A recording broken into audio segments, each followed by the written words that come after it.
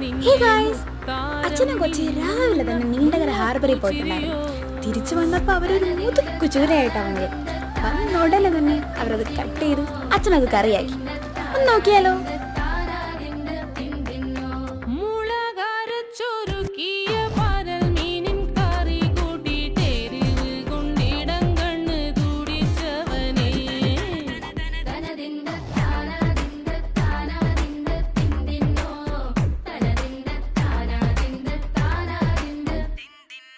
പഞ്ചാര പാലട പ്രഥമൻ തുഷനില തൻ